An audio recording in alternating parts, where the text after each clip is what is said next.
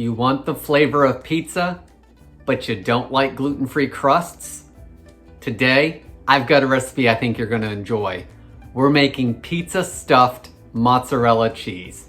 This is a great gluten-free pizza idea when you can't have pizza. We're gonna take packaged sliced mozzarella and we're gonna make pizza stuffed mozzarella out of it.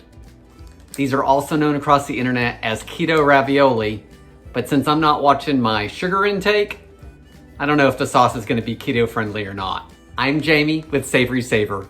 I share gluten-free recipes, tips, tricks, and resources to make your gluten-free lifestyle easier. So let's stuff some mozzarella. So before we get started, please consider hitting that subscribe button so you don't miss any future videos, and let's jump right into this. We're gonna take 4 slices of mozzarella, and I like to cut them across the diagonal. So now each slice of mozzarella is now 2 halves. Let's move this out of the way a little bit. Back here, I've got a cookie sheet lined with parchment paper. You do want to use parchment paper or a Silpat sheet because the cheese will stick and you'll never get them off the pan. So I'm using silicone parchment paper, whatever you want to call it. And I've just got 4 of the slices down. Some of the recipes I've seen, they use a whole slice and they fold it over. I actually like this method a little bit better, to melt this part of the cheese first and then place these on top because it lets me cover it a little more evenly. I don't have as much cheese and stuff coming out of it. So my oven is preheating at 375. You can do anywhere between 350 and 375.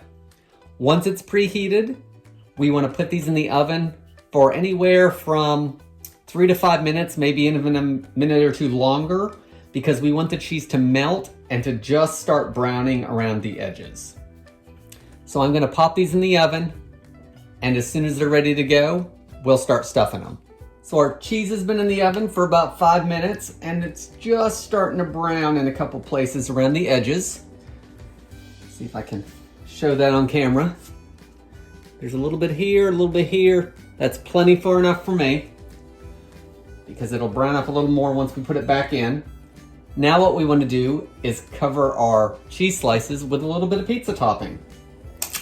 So I've got some ricotta cheese, and I'm just going to put not even a teaspoon probably on each one.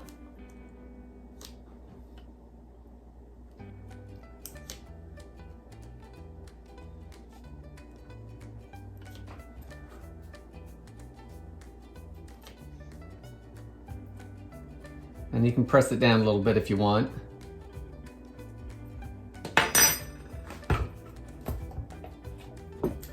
Now just use your favorite gluten-free pizza sauce or spaghetti sauce or marinara, whatever you have. Put a little bit of that on each one.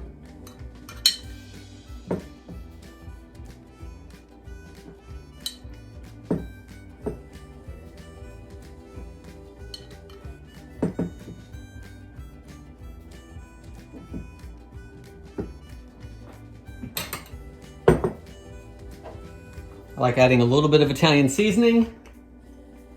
You could use a little bit of oregano if you have that. So a sprinkle on each one.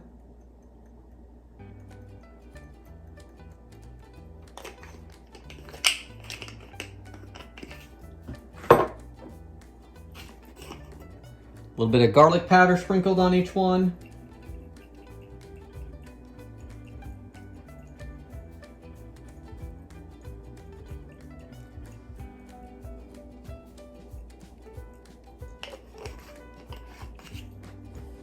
If you wanted some spice, you could add a little bit of crushed red pepper.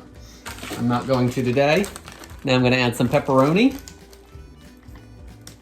You could use cooked, crumbled up Italian sausage if you wanted to. That would be really good. So I usually put a couple slices per piece of cheese. And if you want, you can cut them up a little bit.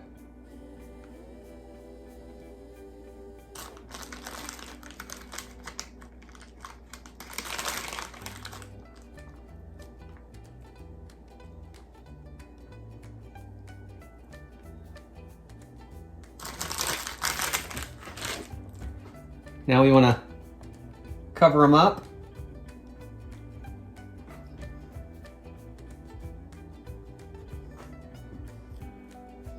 So take that other piece of cheese.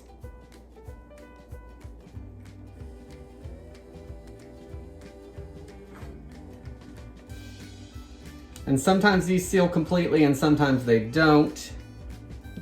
Doesn't really matter. And then these go back in the oven for another 3 to 5 minutes until everything's melted together.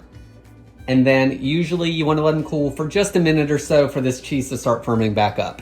So let's pop them in the oven and give them a try. So here's our Pizza Stuffed Mozzarella Cheese.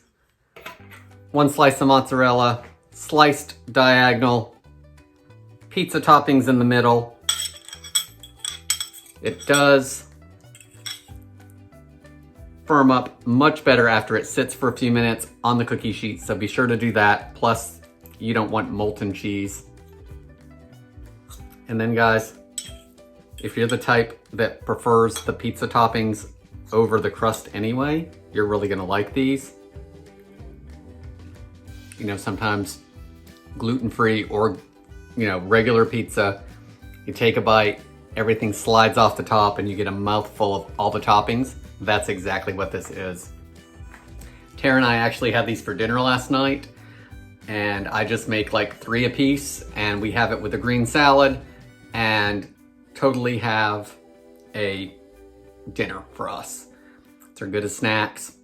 They're not the most healthy, but neither is pizza night. Guys, I hope you give this gluten-free pizza idea a try. Thanks for watching. Again, please consider subscribing, and I hope to see you on the next video. Thanks.